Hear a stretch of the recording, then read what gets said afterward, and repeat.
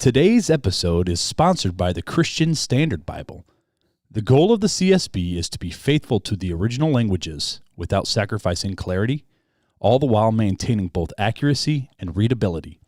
With beautiful designs and multiple study Bible options, everyone, from adults to teens to children, can find a CSB Bible that they enjoy. Learn more at csbible.com.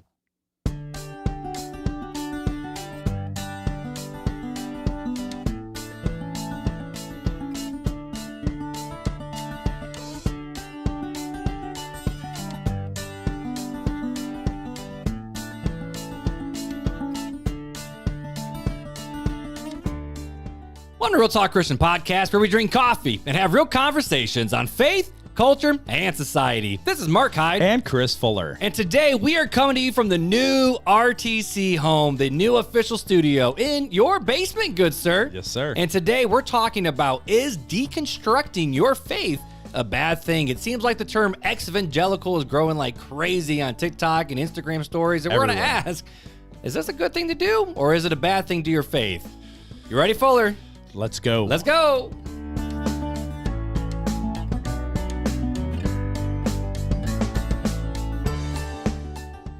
Woo, welcome back, good sir. What's up? 2022. We made it. So we finished off. The last new episode was 10 things to ask yourself going into the new year. Yeah, I mean, we recorded that before Thanksgiving. We did. And then we had 3 throwback episodes. Yep. So the first one, which that was just kind of cool to go back and listen to. It's some old school I will stuff. say, though, our old intros are so boring. Yeah, they are. But that's all right. I mean, my voice cracked at the beginning of this one, so I can't really, because it's always, welcome to Real. But bringing Soche back our for lights music. flashing really Our fast. lights wow. Yeah, if you're watching on YouTube, we are in the new studio. We have the new Turned by Sabrina, the Captain American vibe shield. Yeah. That your wife bought you for Father's Day. Father's Day. I believe it was for Father's Day. And you got we got some new arms for our microphones. That was a Christmas present. That was a Christmas present. Yep. And new table. New table, new chairs. New chairs. New paint.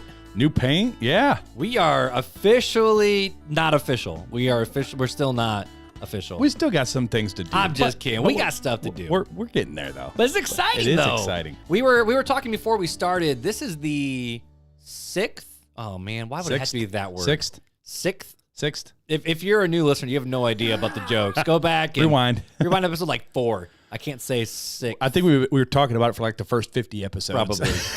I say Sith, like 4th, 5th, 6th, like Sixth. it's a Sith Lord from Star Wars. But this is our 6th location for RTC, I think. Yep, number 6. Because we were first at my house. Well, we were in 3 different rooms in my house. Right, yeah, 3 And different then rooms. we went to From there, church. We did an episode. We did a couple episodes at the church with the youth.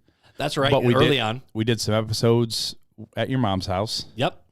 We did an episode at your new house.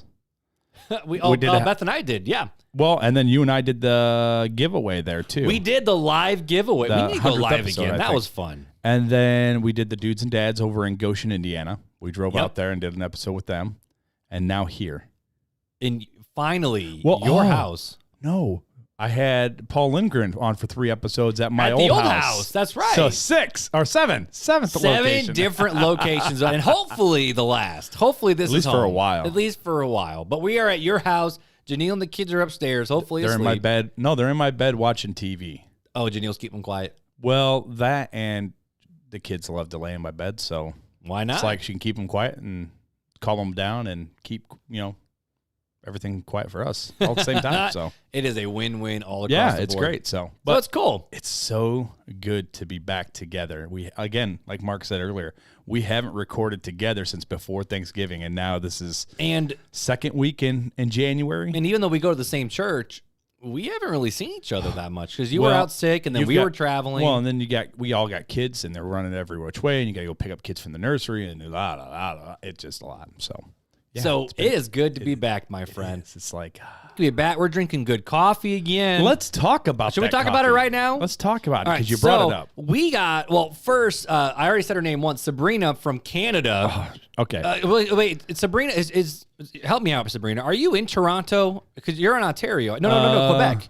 I think you're in Quebec, right, Sabrina? Eastern Townships of Quebec, Canada. Okay, so you read the note. You read the note. Well, this is one note. I don't know what I had. She sent 2 pieces of paper. She sent us Christmas cards, which I'm just saying that was the best thing. We love hearing from our listeners, through email and everything.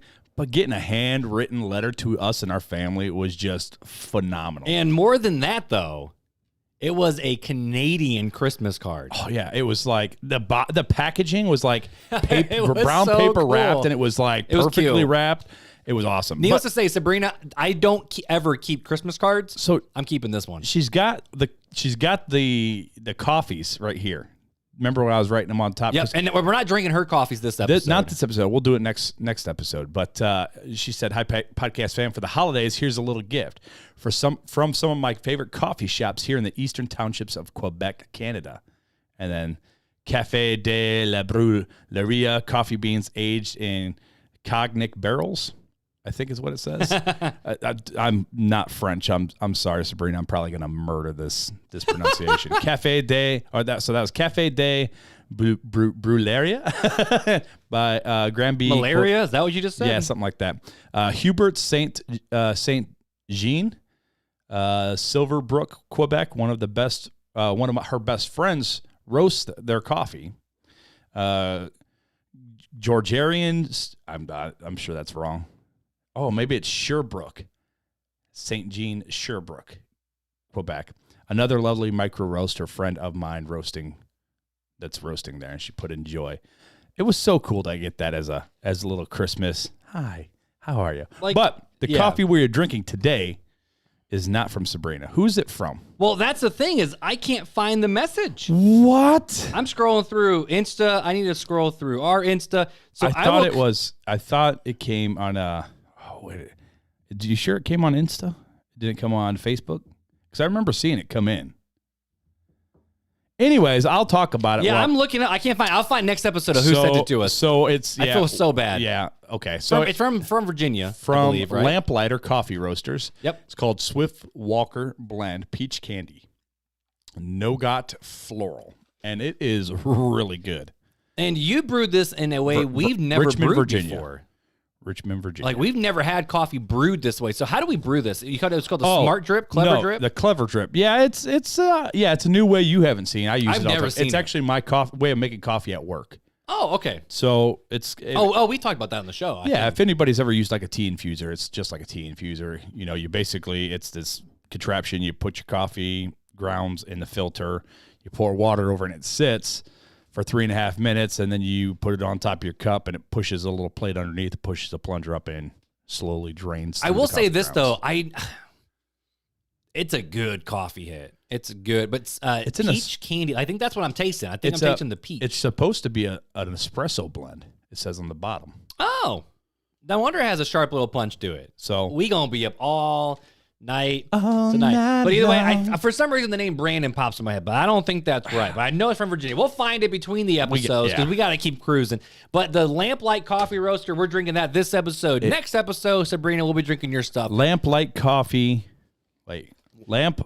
Lamplightercoffee.com. You can go buy yourself a bag of this. Now, we're not drinking it today, but I did hear back from our friends over at Brew It Forward Coffee Co. And Jared and Marianne said that quite a few listeners actually used the coupon code this Christmas season. Awesome. So I know my buddy Clark, I've been talking with him a lot. This was his first good coffee he ever bought.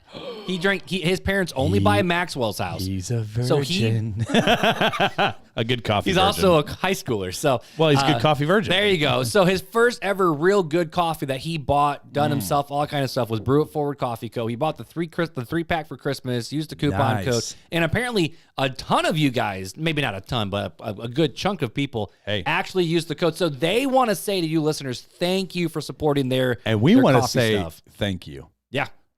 Thank you for trusting us with your coffee. Because it's good. It is some good stuff. The Colombian that I just got from them. I got their Ethiopian. Now, I will say, just being honest, this is probably not my favorite Ethiopian I've ever had. No, but your Mexican, the Mexican we had was to die for. The only one that beat the Mexican is your Mexican, and that's because I love you. But their Mexican was so good. But I would say it's probably my second or third favorite Ethiopian I've ever had. Wow. But the Peru one was really good. Oh, yeah. The Costa Rican one was amazing. Right. But Mexican they're was Mexican. Good. The Colombian's really good. And yeah, I didn't try the Ethiopian, but maybe sometime. Maybe sometime. But hey, before we get into the review and the conversation, because the banter. Some of you guys have been commenting on the reviews that you love the banter. So I'm glad you guys enjoy it. I'm too. We say it all the time. We're the Kelly and Ryan of podcast world, and obviously we know who I am. So Ryan.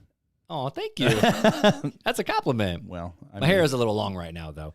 But we have a new game to play in 2022. We do. It's called Party Cues. Party Cues. Party Cues. It's just a bunch of random questions. And so I went to the deep section because we've been doing kind of the get to know you section from the would you rather. I'm trying really hard not to make bad jokes right now. So the deep section. You ready? I don't know. If you taxed a behavior to make the world a better place, but also to make a significant return, what behavior would you tax? What behavior would you tax? Can I tax like kids who scream? But you also need to make a significant return. Oh, I would tax like you need to get a lot of money back. I'd probably tax people for this is going to sound really bad, but flipping people off. Oh, see, I would tax. Because I see that all the time in driving. I would tax coffee drinkers. Really? No, but no. What was the question? Say the question again. If you taxed a behavior, so drinking coffee. That's not a behavior. Sure, it is. That's a way of life, bro. A behavior is like a bad attitude. Well, flipping somebody off is not a behavior. Yeah, you're behaving poorly. Okay, so that's a behavior, but flipping somebody off isn't a behavior. Okay, fine. See, you want to get technical? I was just rolling off of your answer. Good, but if you had to tax a behavior, that's the weirdest question. All right, let's move. Let's do a different one. Let us know what you guys think. If you could tax a behavior, send us a message. Last one, and we'll move on. You are being told that you will become famous tomorrow. Oh, but not for what? What is the most realistic reason you can come up with of why you'd become famous? We be podcast famous, baby. You would be famous for eating? Famous for eating? I don't know. I'm trying to be humble here. I would be famous, in all honesty, for my forgetfulness. Ooh. Only with texting. Oh, Actually, you've been a better texter recently. Can I tax forgetfulness? Is that considered a behavior? Because I'd be rich. I'll allow it. I will say this. I am the world's worst texter and communicator. I mean, I message people all day long for work, so I'm terrible when it comes to personal life.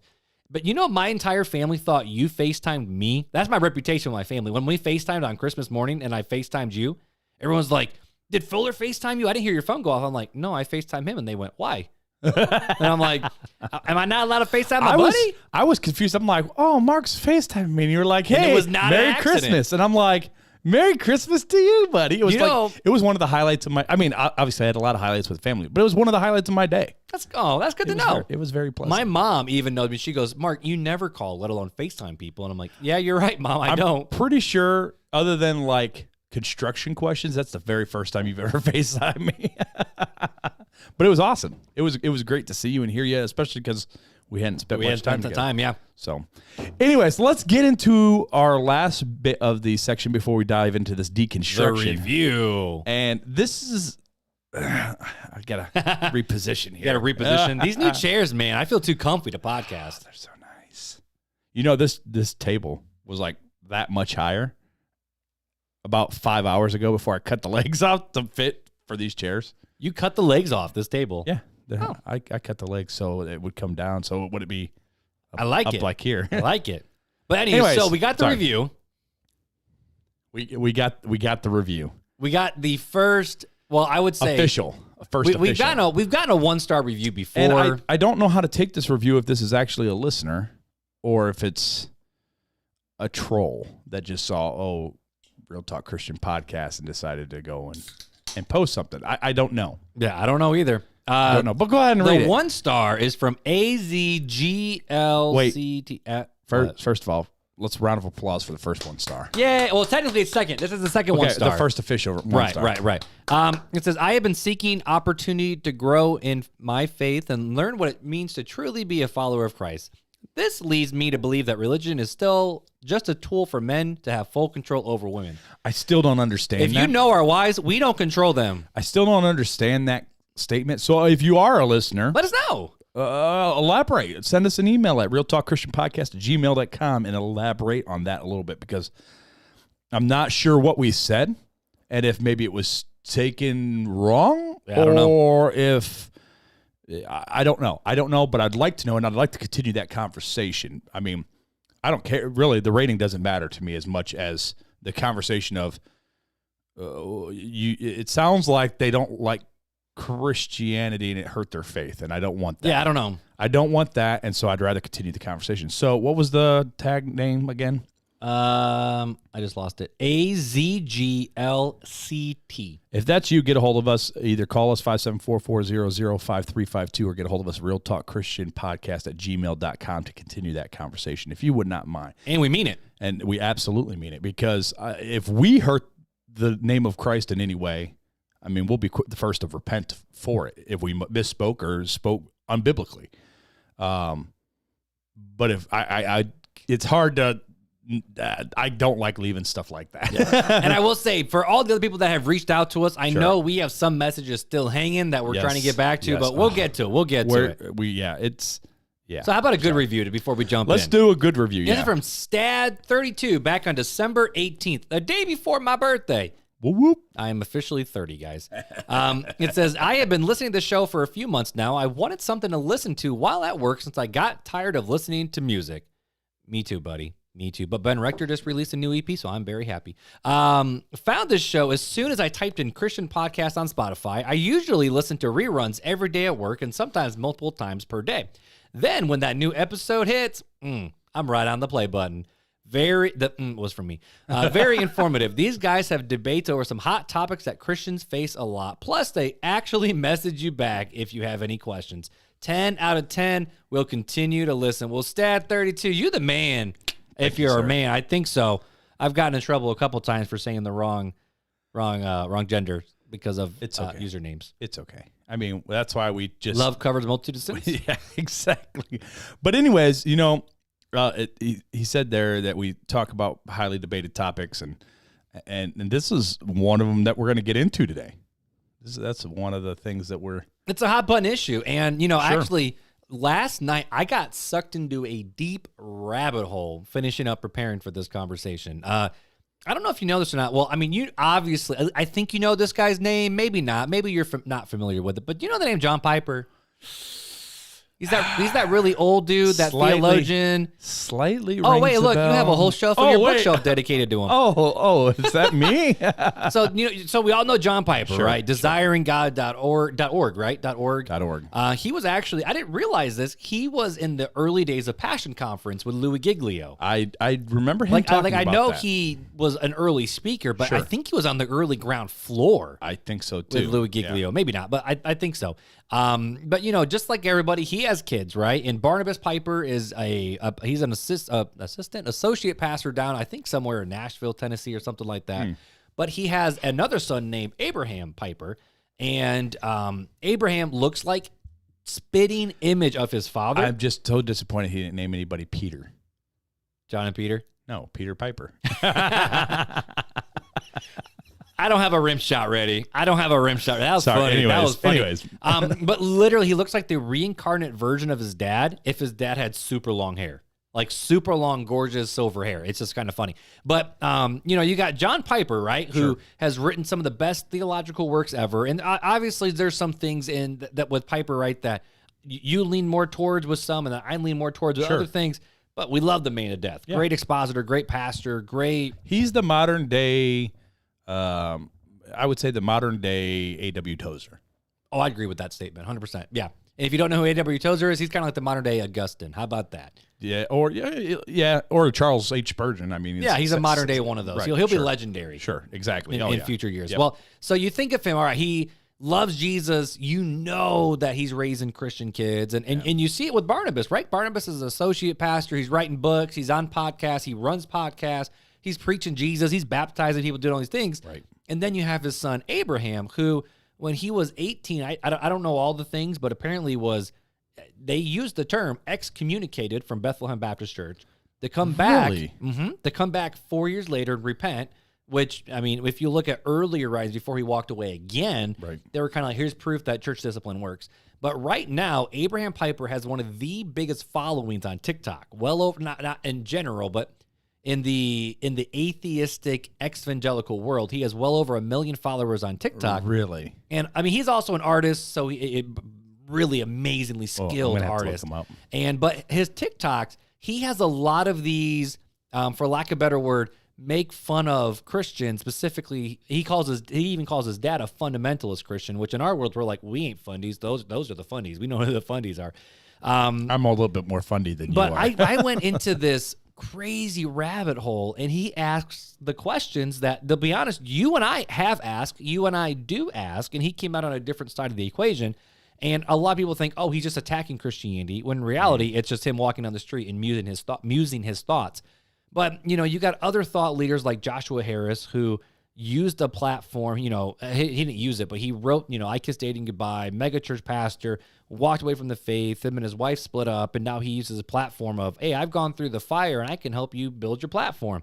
You have Marty Sampson of Hillsong. You have John Steingart of Hawk Nelson. These guys who are publicly, and they use the term, deconstructing their faith in order to rebuild something better. And so deconstruction has been a term that's been used. It's not a new term. No, it's not a new term. It's been around for a while, but it is a hot button term of deconstruction and deconstructing your faith. And what deconstructing basically means is literally tearing down everything you know, reestablishing your baseline, and rebuilding off of it. Yeah, what your belief system. Yeah. And so a lot of these guys are doing, honestly, and they call it public deconstruction, and now a lot of them are calling themselves, Kevin Max, too, ex-evangelical. Yes, I forgot about them, yeah. Yep. And so they call themselves, they used to be evangelicals, but now they're ex-evangelicals because they're no longer evangelicals. And so the question then becomes, okay, is deconstruction a bad thing, or is deconstruction actually a good thing that maybe we should all be doing, but maybe we're scared to do it? So before we even jump into the conversation, I want to read a real quick quote from Curtis Vanderpool to kind of set the stage for the conversation. Sure. It's an article from Relevant Magazine. Just like always, we'll have all of the links in the show notes. Knock on wood, hopefully. Here's his quote. It says, Christians are falling right and left. Is it supposed to be left and right? I always say left and right, not right and left. I always say left and right, too. So Christians are falling right and left. Evangelicals and Protestants alike are grasping feebly to understand what is causing this wave of evolving faith popularity referred to as deconstruction. In short, deconstruction is a popular term that refers to the practice of revisiting and rethinking long-held beliefs, specifically in the Christian faith. Richard Rohr is perhaps the most well-known Christian leader to popularize this term. Rohr often describes healthy faith development as one that undergoes 3 stages. The first is construction, building your belief system and worldview. Deconstruction, challenging that worldview and subsequent beliefs. And then reconstruction, rebuilding a new, more holistic set of beliefs and worldviews.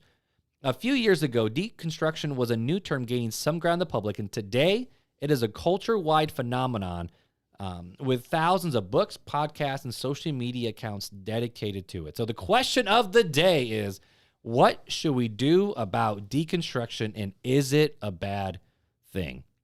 That is the question of the hour. It is a question. And, I was talking with Beth about this before we jumped is when I was at home eating lunch. I asked Beth about this because Beth and I both came out of the conservative, independent, fundamental Baptist world. And I'm curious to know what from the world you come out of on the other side of the equation, because you were more Pentecostal style growing up. Yeah, very much so. And so in the independent, fundamental Baptist world, if you questioned your faith, that was a proof of you're not truly saved, or you're wavering in your faith, or, and to the extent, and there's different types of independent, fundamental Baptists. Sure. I know that. The type I came out of is different than the one Beth came out of. Sure. But the one Beth specifically came out of is you don't question the man of God. You don't question the man of Scripture, or you don't question Scripture. You don't question God. In fact, if you question, you need to be literally reprimanded and whacked you back onto the old paths, because you do not question your faith. And so a lot of the independent fundamental Baptist world is built around fear, almost to the same level that Mormons built fear into their followers of, it's one thing to not be a Mormon, but if you are a Mormon and you lead the Mormon faith, if you're wrong, you're the one who ends up in hell. Right. Not all the bad people, you. And so there's a lot of fear that's created where it's like, okay, we can't ask questions. It's not a safe place. So I always built my student ministry around that idea of this is a safe place to ask questions. And that's where you and I came up with this show. Obviously, we're okay with asking questions because every episode we ask questions. But specifically about our faith and deconstruction, is it a bad thing? But with you growing up, did you kind of have the same experience where you couldn't question your faith, you couldn't do the research and ask the big questions, or were you told just to sit down and just have faith? Well, I guess growing up, I grew up a little bit different, being in a house church of where I grew up doing all the research for what I believed, and I was involved in the research that was going on in the church. You were kind of in a church movement that deconstructed, I guess, from the traditional church structure in America. Yeah. So time for LaCroix. That's where I'm on to. I've already finished the coffee, so I'm on the LaCroix. I think deconstruction can be used in two different ways, right? The term deconstruction. I think it can be used in a healthy way, and it can be used in an unhealthy way. And I was reading an article. Actually, it was from a podcast, ReviveOurHearts.com, on ReviveOurHearts.com. Oh, yeah. With Revive Our Hearts, isn't that local? Like out of Michigan? I thought so. I thought they were pretty close to around here. But they had Alisa Childers on. Childers? Alisa Childers? Alisa Childers. Childers, that's what it is. I love Alisa Childers. Her YouTube channel. And what she said... Side note, we asked her to come on the show, and we have not heard back yet. No, unfortunately. But so if we have a connection somewhere... Hook us up. Anyways, I could not agree more with her on what she said in this interview. And I'm just going to go ahead and read real fast that way. Just this little portion of what she said. And basically they were asking how she would define deconstruction. How she would define it. How she would define deconstruction. And she said, that's an important question because you're exactly right. People are defining it in a bunch of different ways. I'm seeing two major definitions emerge. One I agree with, one I don't. Some people are saying deconstruction is simply just taking a look at everything that you've believed all your life, and you're trying to find out what's true. You're holding on to what's true, and you're deconstructing or getting rid of what's not true. I don't think that's actually what people mean when they talk about deconstruction. So what she just said there, right? You're looking at your deconstruction is simply talking about looking at everything that you believe in your life, and you're trying to find out what's true. You're holding on to what's true and deconstructing or getting rid of what's not true. Okay. That's where I stand with deconstruction, right? So even in my... Because obviously, if it's something's not true... In my theology, and what's my guiding path? My guiding path is always Scripture. So that's me. And you'll see as we continue on, but as she continues on here, that people take it to where they start even questioning, is there a God? And it's like...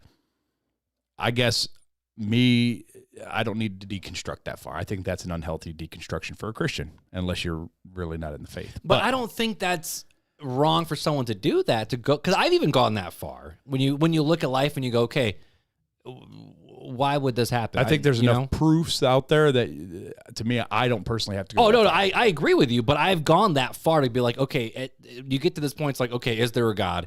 And then you got to readjust your thoughts. See, I think that that's taking deconstruction too far for a Christian. I don't think that you have to go that far.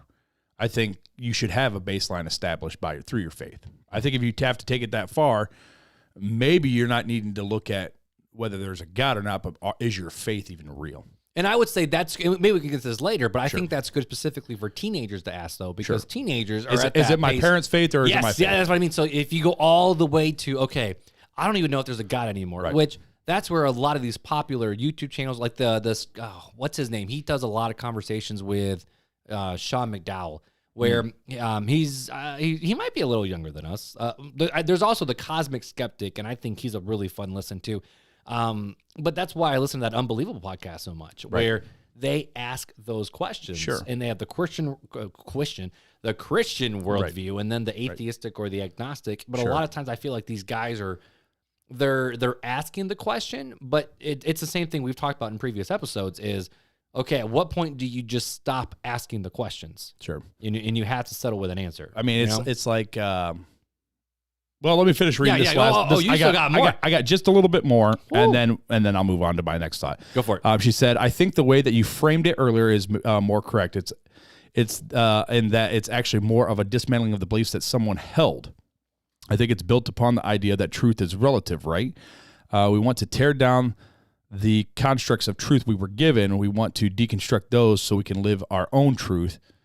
This is the way that, I'm sorry, I skipped some stuff, but this is the way people actually take it, that we wouldn't just live our own truth. We want to take the truths, the actual truths that we're given, and we want to dismantle those truths, and that way we live in our own truth. And she goes, I think that's a dangerous game. And that's where I'm at. And that's where I say, is there a God kind of thing? Is that's dismantling a truth that I think is dangerous for a true believer. I think you're playing with the game. It's like, to me, like the spiritual realm, right? Okay. If I'm hardcore studying into demonology, and that's what my sole focus is on, I think that's taking it too far. I don't think there's, and asking questions, well, why this about demons, and trying to find these answers.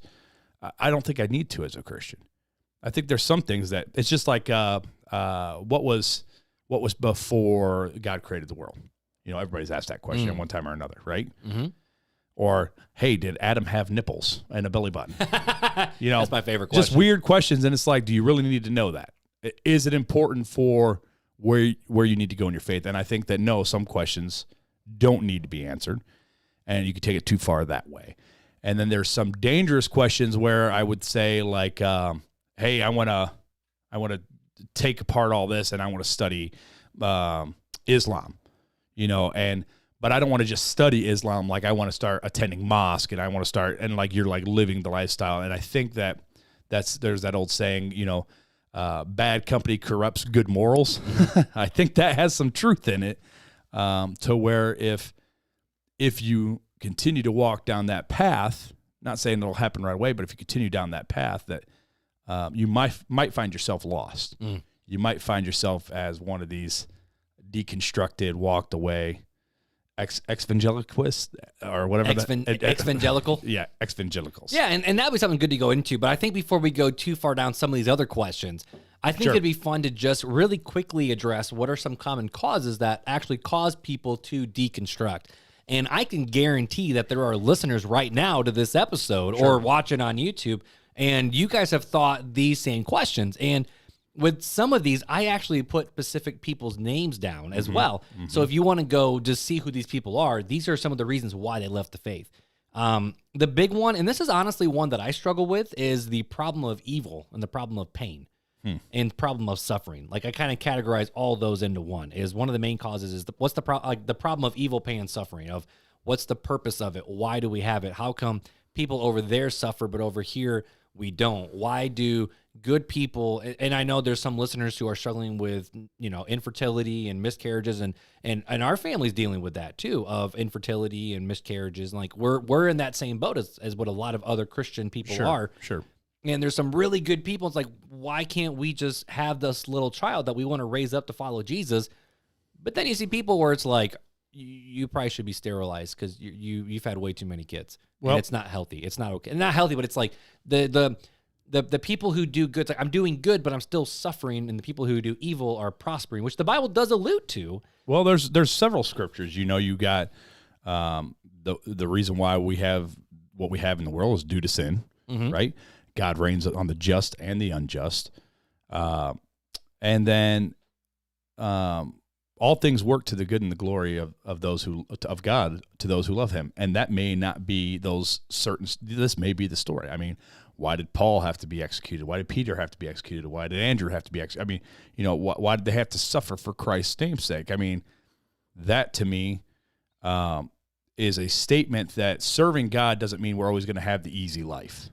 Or that we're going to have the cakewalk or the dreams that we want. Now, Jesus, I've always found this interesting. Jesus said my yoke is easy and my burden is light. Sure. But at the same time, there's the cost of discipleship too. Sure. But, we don't know the ending of our story, right? Right.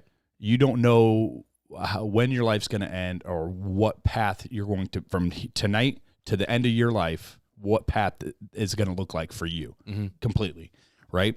It's like the paralytic man that Jesus healed, right? He went for 40 plus years as a cripple just so Jesus could heal him. I mean, 40 years he went, not knowing why, not being given an answer. And yet he was that way so Jesus could glorify himself in that moment. Right. And so that's, I guess, I mean, I'm trying to be sensitive.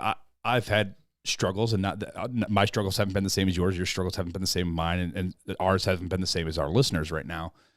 But every person in this world has struggles that seem big to them. And we have to remember the truth and the promises that nothing is too big for God. One, all things work together for those who love God. Mm-hmm. And God has a plan laid out for our life that is not to glorify ourselves, but to glorify him. And those are the three truths we need to remember. I like it.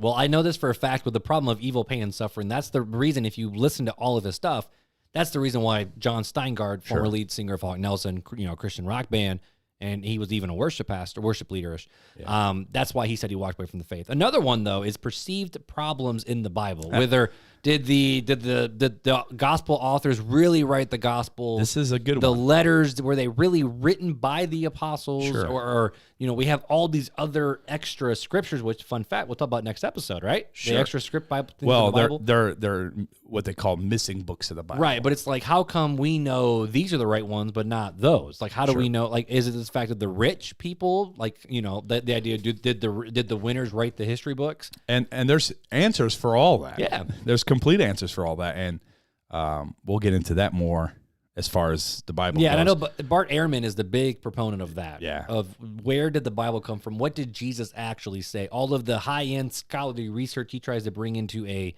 layman term. Well, he has debates on unbelievable all the time. In fact, they're re-airing a lot of his right now. So it's a really fun conversation of just what do we do with the perceived problems in the Bible? And it's a real simple solution if you understand biblical hermeneutics. It really is. If you learn biblical hermeneutics, which takes about 25 hours worth of classroom time, you'll see, these really aren't problems in the Bible. But anyways. Right. But that is a hurdle that some people do get stuck on. Another one is actually Christians themselves.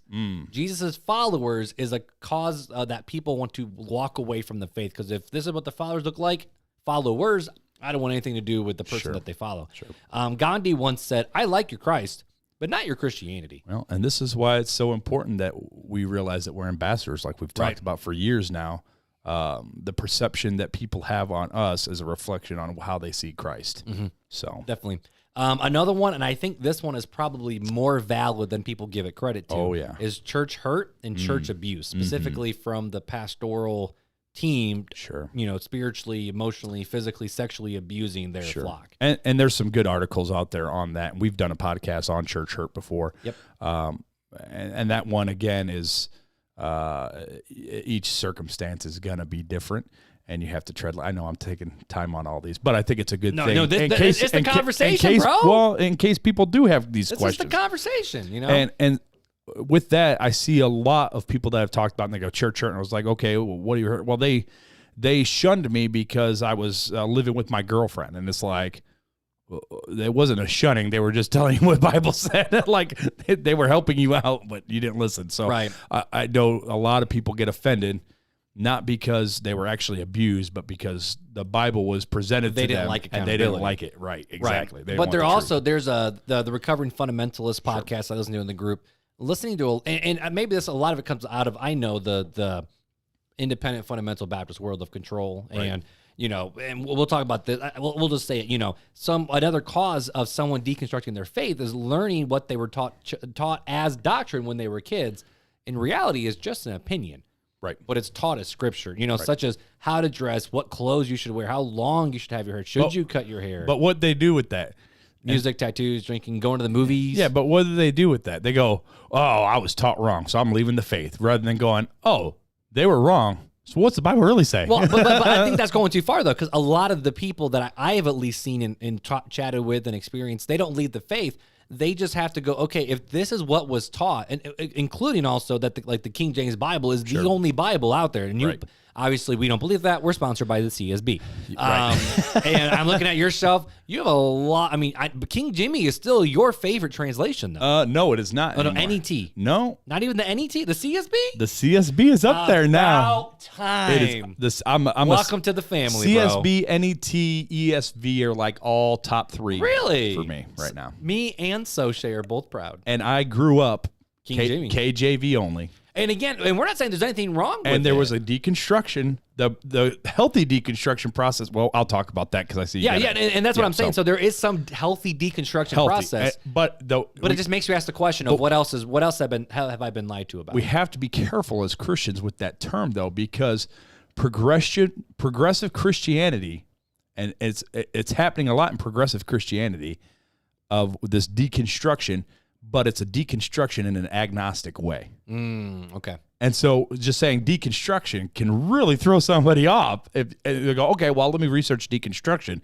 And instead of understanding proper, healthy, what we would call deconstruction, they're learning an agnostic version of it, which ends up ultimately leading them away from philosophical, Christ. yeah. Right.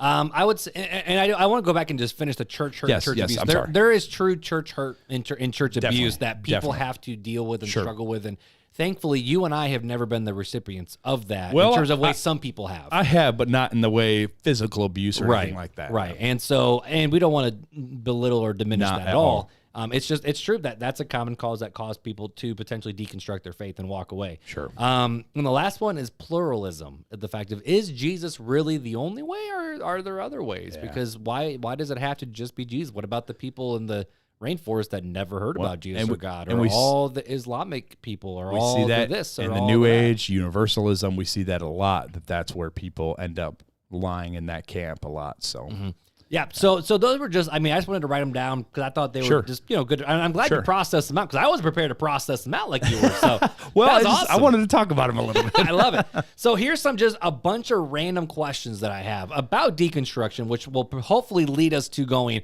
okay, so if someone is dealing with struggles in their faith, what should they do? So one question I have is, are we allowed to question our faith, or is questioning our faith a sign that we're not really saved? I think there's a difference between questioning faith and questioning what you believe. Okay. I think those are two different things. So are we allowed to question our faith? I think questioning your faith is, man, am I really saved? Like, to me, that's what questioning your faith is. And maybe that's not the way you meant it. When I see questioning your faith, that's what I think of. And it's like, man, I've done that myself many times. Like, am I really saved? You got the scripture that talks about, what does it say now? And I just lost it. I just listened to a podcast by Piper today, and he used it, and I was like, oh yeah, that's a good one. Making your calling and election sure. And I don't remember where it's found at right now. Well, there's also work out your salvation with fear and trembling. right. Is that 1 Peter, 2 Peter? I want to say that's in the Peters. Peters or John? Oh no, it's not a John. Maybe a James. It's in there somewhere. It's not James. New Testament. Anyways, but and I really struggled with that for a long time until I really understood and studied. And I know some people are not going to like this, but the election, being the elect, right? Chosen. How we would never choose God unless he first chose us, and unless he pursued it and guided our steps through the Holy Spirit to him, we would have never chose him. Yeah. So he predestined and chose us and called us. And then it's like, oh, okay, well, I'm following you, so my faith's got to be real, because I wouldn't be following you unless you gave me that desire first. Right. So that's when I think of questioning faith. I think, yes, if you're a truthful Christian, at some point, at some time, even if it was in the deep darkness of your bedroom late at night, ask the question. You've gone, am I really saved? Now, if we're talking about questioning our beliefs, right? Like, man, is the earth really a young really earth? Flat? Oh. Well, no, is the earth like a young earth, or like, did that really happen? And, again, I think there's some questions that are healthy, and there's some questions that have potential to not be healthy. And see, I would say all questions are okay, but I would say some are not helpful. It's like the Adam with the belly button. Well, it's a funny question. No, but I'm sitting here thinking, like, if I'm asking a question about, did Christ truly die on the cross, right?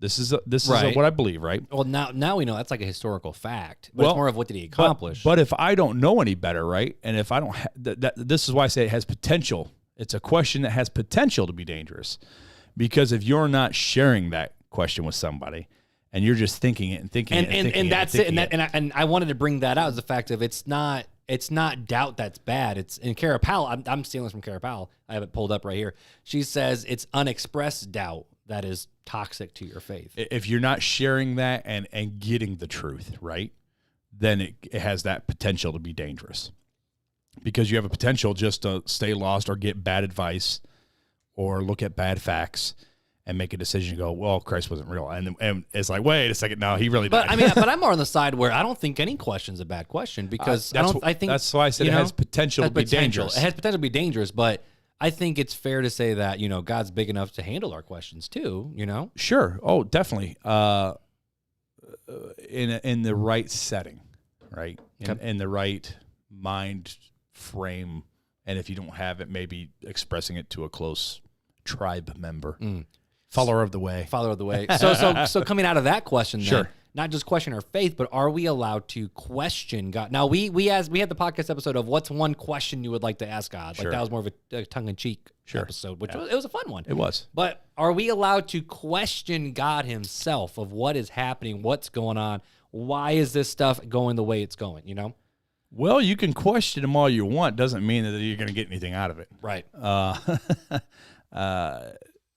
You've got a bunch of people here, and I'm looking at it now about the people in Scripture that questioned. My favorite one is Job.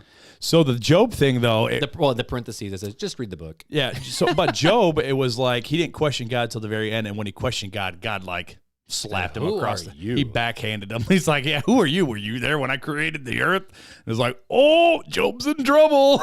but I don't think God did he ever scold Job for the questions, or did he just say, "Who were like?" But seriously, like, where were you when I created the earth? You weren't. That was a scolding. That was a scolding for asking, "Why is this happening to me?" That was a scold. But I mean, there's been plenty of. You got Abraham in here. You've got David. You got Jonah. You've got all sorts of stuff where Moses, I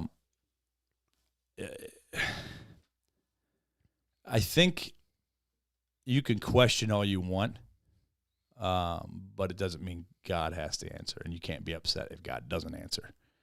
I think it's a natural thing for man to question. Like, there's a difference between, like, Lord, why, and lament. There's a difference between a lament questioning and like, geez, God, do you really think that was a good idea? Like, I think that's a totally different level of like disrespect, and like, right. That's where you get the who are you? It's kind of the idea of like for my kids. I know you deal with this now too. Is I have the kids where oh my goodness, I have so many emotions in my house right now, and they all have names, but like, something will happen. I'll just be like, and I won't be mean about it. It'll just be like, no, we're not going to do that. Or it's like. Today, my little redhead Nora, she walked up and she's like, "Daddy, can you help me open my bubbles that I got from school right before dinner?" I'm like, "No, Nora, we're not going to do bubbles, especially in the house. Like, we're just going to put them away." All of a sudden, stomp, foot, cry. And I'm like, what the heck is happening? All I said was no. And it wasn't like a, no, get in the corner. It was just that, no, we're not going to do that right now. Well, there's a time and a place, and now it's just not the time or the place. And all of a sudden, just, I'm like, Beth, what happened here? And she goes, oh. But isn't it funny that that's how we act towards God? All the time. And we go, God, man, why didn't I get that job? And God goes, because I said no. And you're like, well, I really wanted that job, and why didn't you give it to me? And honestly, like with that, I'm never upset at her going, well, why can't I have the bubbles now? Sure. And, I think it's up to me to be prepared to not just say, because I said no, but it's like, this just now's not the time. There's better times to do it. And it all comes down to attitude. And I never get mad about the question. I get mad when the question's literally ask the same question 6 times in a row. And I'm like, just go to your room, because you obviously just want it and you're going to try to wear me down. But guess what? You can't wear me down when you're not in front of me. But I get upset about the way they handle the answer, and if they show, because I'm very big on respect. Of you can disagree with Dad, you can not like what I say. Sure, you will not disrespect me because I'm your father. Right. And maybe that's pride, maybe that's not. I don't know, but it's more of, and also doing that because your employer is going to tell you to do stuff you don't want to do. It's called it's called a job. Sure. Unless you work for yourself or but then you have like I work. Yeah, sure, I work for myself, but I have like 8 bosses right now. So it's, yeah, clients. But you have clients. I have clients, but they tell you what shots. you do. Yep, they run the shots. But either way, it's not so much. I don't have a problem when the kids question me. Sure. It's more of how do they respond when I give them the answer, or if I don't give them the answer that they want. Because I often don't give them an answer. Right. Because, and that's typically what happens to us, except for God just doesn't deal with it most of the time. Most of the time, he's just like, "Well, throw your temper tantrum, when you're done and calm down, we'll have a chat." Yep. So here's another question, and I think this is more so. I should have also put these Bible characters in the next question, but okay. So do we have biblical proof that it's okay to wrestle with our faith? And, I see Abraham where he actually asked God, he goes, there's got to be a righteous person in Sodom and Gomorrah somewhere. Like, do we have to kill everybody? And wrestling with the ramifications of that. And then, no, there isn't a righteous. You see, Job struggling all over the place. You see David flat out saying like, "Oh Lord, how long will you turn your face from me? Like, come, like it was a psalm of lament." Yeah. Yeah. A song of lament. And then you see Jonah, which Jonah is actually fascinating because it doesn't end on a good note. No, it ends on a very bad, basically, well, there goes your shade. Yeah, like that's it. But my favorite passage in the Bible is the man who brought the son to Jesus. Sure. And what did Jesus say? He goes, he was faith, like basically like, if your faith will make him whole. And the dad said, "Lord, I believe, help my unbelief." And that's been a verse that's been ringing in my head for about the last 4 or 5 years. The last winter retreat I did with the students before I resigned, so that's probably at least 5 years ago. That was a theme verse for the week of "Lord, I believe, help my unbelief." And what does that mean to play that out? Sure. But anywho, the last question is can deconstruction be helpful to our faith? Again, I personally I don't like using the word deconstruction. I like the word self-reflection. Okay. Because you're self-reflecting on what you believe. Right? Okay. It's a self-reflection. So then if, let's say, like, which we both have, we have a belief in something. Sure. The more we study it, the more we're like, it doesn't quite work that way. Don't Sure. you have to tear down that belief to rebuild it? Let me give you, I'll give you an example. I'll give you an example. Okay. So, because I'm saving the Bible translation one for the next question, but this one I'll say, my end time eschatology belief, right? Bro, that changes every day. I used to be like stuck up, like, no, this is the way it is, and the rest of you are just a bunch of idiots. Yeah. And now I'm so after over a year's worth of deep, diligent study of it, I'm like, well, this is what I believe, but it could be this too. Right. I mean, I see more evidence for this, but really I don't know, and really it doesn't matter. And so my stance on it has completely changed, and it took study.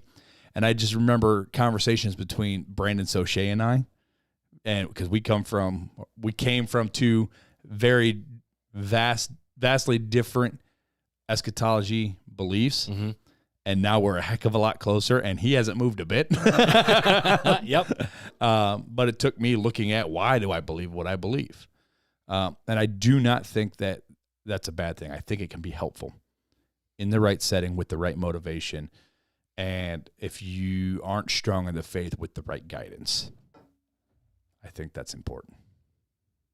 Something I've struggled with, though, is when, like, I'm the type of guy where it's follow truth wherever it leads. But I also know in that statement, Jesus is the way, the truth, and the life. So if you're following truth, where are you going to end up? Mm-hmm. And so sometimes I have to be careful who I say that phrase to. But I think some people are which my biggest fear of this, in fact, this is getting personal for me. Hey, have fun. Do Marc or Fuller have a story about deconstruction? Well, I guess here's one. Here we go. Moving into the next question. I told my counselor, stuff that I'm dealing with, and he goes, "What are you most afraid of?" And in terms of my faith, in terms of following Jesus, he flat out just said, "What are you most afraid of?" And I said, I'm most afraid of waking up one day and going, "I don't believe any of this crap anymore," and walking away and going, I have an undergrad and a master's in theology. We run the podcast. I was a pastor for 6 years, and I still work in for local churches and with local churches every single week. And then walking away going, yeah, no, I'm out. I'm done with it. I'm out. because I've seen a lot of, in my opinion, good, solid believers who, when you read their writings when they're younger, man, they write in now they got maybe some weird, whacked out, like personal things, like Joshua Harris, like his dating goodbye is just weird in some regards. He was also 24, 20, was it like 22 and single? He was like, in his come 20s, on, bro. yeah. Like, you can't write a book on dating if you've never dated anybody before. But that's besides the point. But you see these guys who they're pastors. Like this one guy, I forgot to bring his name in. He was a author for, I think, Desiring God. He has a PhD in theology. Sure. He has he's been a featured speaker. He traveled and taught at churches all the time. Last year he said, "I'm out. I'm tapping out. I'm done." And that is a fear of mine. Of what happens if I wake up one day and I just go, none of this is true. Well, and there's some, just being completely honest. There's some safeguards that you can set up. There's being open and honest with a trusted, close person like Neil, me, our listeners now. Yep. But my big thing is are you spending time in prayer? Are you spending time in the scriptures? And are you surrounding yourself with a God-honoring, God-fearing, God-uplifting tribe that you can lean on in your hard times? And those are the big things, because if you're not doing those, Satan cannot break a church that is tight-knit and closely following God. But what he can do is start batting away somebody, getting them out into their own little world, and then he can take them down, just like a lion does a gazelle. It's pretty easy. Well, what does the passage say? He seeks out whom he can devour. Sure. He's not going to attack the whole group because they're strong, and especially with God. It's when we're on our own that we become weak. And that is something that has become more prevalent to me in the last 5 years than ever before. That when I'm by myself, I'm weak. But when I'm surrounded by brothers and sisters who love and seek the Lord, and I'm doing my part of staying in my word and speaking with God, I don't feel that way. I don't feel that way. Because there's a lot of years I did feel that way, and a lot of years I walked a bad path. I walked into the drug path after being raised in church all my life, and the drinking and the womanizing and everything else. I walked that path, and I know where that path leads. And I know without God, who brought me out of that, because it was only God that could have brought me out of that, if I don't stay close to him, it's easy to fall back into that trap. Because it's never just one foul swoop that sweeps you off the path. It's always these little steps. This little thing, let me get you away. You're too busy to pray tonight. Oh, now you're too busy to pray every week. Now you're too busy to pray every month. Oh, you pray at dinner. That's good enough.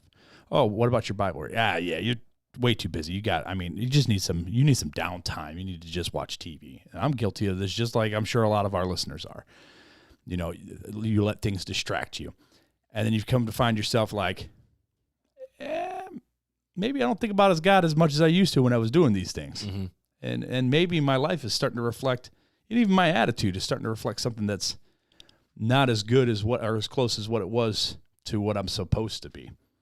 And it's just like, well, when did that start? And you start thinking back and you're like, well, I haven't been really reading my Bible, and I haven't really been praying, and I really haven't been hanging around my tribe very much. Yeah, okay, I can start seeing why I'm going down this path. We got to have some corrective action here, but yeah, so that's just the way I feel about that. Yeah. And I would even say this too. I mean, it kind of, I guess, lands the plane for what should someone do if they're starting to struggle and figure out what they need to do with this whole deconstruction thing. It's saying whenever people start to go down that deconstruction path, and maybe you are, there's a lot of times when I listen to the interviews and the conversations, and I listen to a lot of them. Sure. They ask questions, and then they start to try to figure out the answers. But a lot of times they're not willing to, settle on answers. They're just okay with open-ended answers. Or they ask the question and then go listen to this without listening to anything that was already inside of their own camp. And, I wrote down a lot of stuff here, like, resources if people are questioning their faith. We love gotquestions.org on this podcast. Yes, we do. It's easy ways to get really solid answers to questions that you have. Alisa Childers' YouTube channel, she speaks out against progressive Christianity left and right. John Cooper's podcast, actually, too, from Skillet. Yeah, right. His stuff is amazing as well. They're both apologists, that's why. Exactly. And it's hilarious to see, like a Sean McDowell, which his YouTube channel, he's been having a lot of conversations like every week with specifically self-proclaimed progressive Christians or self-proclaimed atheists or cosmic skeptical type people. Every week or every other week, the dude's having actual dialogues with people on his YouTube channel. Right. Unbelievable is another one that I do all the time. This is one that we haven't talked about very much, but it's Theology in the Raw by Preston Sprinkle. Yeah, I haven't heard that one. That's one that I once in a while will binge on. It's more of there's a YouTube channel for it as well. It's also audio podcast. He's the type of guy, though, where he is a conservative when it comes to gender identity and gender dysphoria and all these different things. Sure. But he's one of the few people that are Christians that I know that goes like, yeah, I don't think, or I should say this, that God created male and female separate, distinct, to have their each characteristics, and by you mutilating yourself, you're mutilating the creation of God, and the husband and wife relationship is the way God created to be, and that's how it functions well in society. But he's the only guy I've ever met who preaches that, but also has friends who are gay and transgender and live in the lifestyle because he goes, God calls me to love my neighbor, and he's my neighbor because I live in this part of the country, so they're my friends. But he's very dogmatically strong in what he believes. I mean, he's just absolutely phenomenal. Another one's the Perry family, Jackie Hill Perry. I can't remember her husband's name. She wrote Gay Girl, Good God, about God doesn't call you to be straight, he calls you to be holy, which we brought her up in other episodes. But, there's so much good content out there in the Christian world where, a lot of times Christianity is hailed as the religion that doesn't think. Like, we don't have thinkers. And there's many years where Christianity wasn't like, oh, just have faith. You just got to have faith. You just got to have faith. And if you waver, you must not have faith. There's a rich history of Christian thinkers out there. You just got to find them and study them and see what they have to say as well. But at the end of the day, the question is, how can we find God? How can we know God? And we both believe, I mean, I would say we're very dogmatic in this regard of the cool thing about Christianity isn't just the fact of we can get to God, but that God became man, dwelt among us. Yep. So why don't we go to the person who said they were God, rose again from the dead, and his followers followed him all the days, Right. And so a lot of other religions, some of them, have Jesus in their religion, but Jehovah's Witness, Mormon, Islam, even though there's Christian or Jesus in that religion, is that the same way that Jesus called to follow us? Because Jesus never called us to be a Christian. In fact, Jesus wasn't a Christian. Yeah. Well, Jesus was a Jew. Well, yeah. And then there are people who followed after him as the Messiah, the King of the Jews, and then they called them Christians. Well, disciple simply just means student. Right. So he had students, and then they created students that they taught what their master taught them to them, and then it spread. And that's it, is we're not called to be Christians, we're called to follow Jesus. Right. And I think sometimes we get stuck in the minutia of what that means too. Sure. We get stuck in the, who was it? What was his name? I just listened to this whole podcast. It was like a 6-hour-long thing about forgiveness, and he said, "Oh, whoa, what?" And he said we get stuck in these what he calls the Christian cliques, and it's like I become a Christian, and then like, oh, I can't be around the world, and I can't do this because I'm a Christian. I gotta be set apart, and so I can never associate with Christianity. And Janelle and I talked about this past week, and it's like, but that's not what Christ called us to do. He called us to go make students of those who didn't believe, and that's who he surrounded himself with most of the time. And we had an episode. I don't remember what number it was, but we're not called to, like the class said, oh, be in the world but not of the world. It's you're already not part of the world, but you're sent back into the world. Right. Exactly. And that's what Jesus prayed when he prayed that final prayer for his disciples. He didn't pray for protection and for the hedge of protection around them. He said, no, protect them, or he didn't pray for a hedge of protection. He prayed for their personal protection. I still want to know where they got the hedge of protection in the Bible. I mean, That's a funny thing. it didn't really save them when they were being thrown to the Coliseum to the Lions, but that edge of protection. Oh, goodness. But to end the episode, man, is there any other thoughts that you got to land this plane? I'm out of stuff, man. I'm good. The only thing that I think is important to remember is that through all of this, there is always one truth that has been around for 2,000 years. Well, since 2nd century in writing, but word of mouth has been around for 2,000 plus years, especially if you include the Tanakh, or what we call the Old Testament, even way longer than that. But there's been one truth, and it's been God's core fundamental ways that he's handed down to the human race. And it's the one truth that everything should be measured up against. So as you're going through, if you want to call it deconstructions, self-reflection, whatever you want to deem it as, I strongly encourage you to use that one truth to measure every other truth off of. It's your one center line. As a Christian, if you're questioning whether you're a Christian or not, if you're questioning the essence of your faith, maybe you need to look at, was I truthful when I became saved? And maybe start there. Am I saved? Am I a Christian? Have I fully surrendered my life to become a student of the Master, a follower of the way? I like it. That's where I'm at. I like it, man. Well, should we land this plane, do a little bit of fun fact? Let's land the plane, I mean, my we friend. are already having a disco party with our light up there. But let's do it. All right. Time for Fun Facts with February.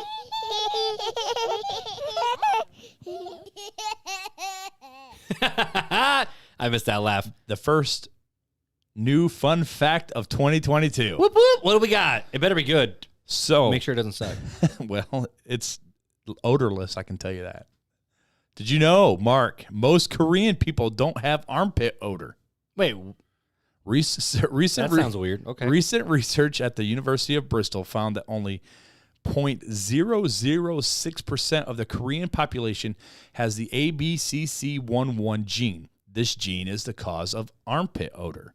In fact, the study found that most Asians don't have this gene, but Koreans have the lowest number.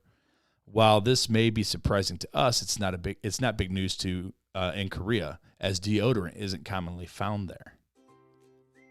So, really? So if you go to, I feel like I want to reach out to some. They can play basketball all day and never get stinky. I almost want to reach out. Well, they can still get stinky, just not from their pits. Yeah. But I want to reach out to some people that I knew that were missionaries in Korea and be like, all right, guys, how much deodorant is this true? Gets used that? Because I also know that they actually they believe in something called it's some sort of death where if you sleep with a fan on and you die, that's the cause of death.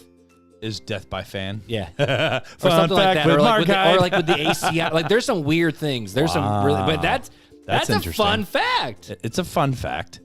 It's a really fun fact. That's a real fun fact. It's an interesting fact. Do you want to know another fun fact? What's that? As of a couple months ago, people can also leave ratings on Spotify now. What? Which So, is our most listened to It's platform our most right now. listened to platform. So and people have been doing it. In fact, the most recent one was this past weekend. So if you do listen on Apple Podcasts, please leave us a review. Spotify, leave us a rating. YouTube, give us that thumbs up and comment on the video. We try to reply to every comment that's left on YouTube. And I know there's people who listen on Google Podcasts, and lately a lot of people have been finding us on Pandora out of all places. And you know what? If you can't leave a comment or a rating there, you can always just email us. Always. We're always taking email. Email or text message. Or text. Or Instagram or Facebook. Or whatever you want.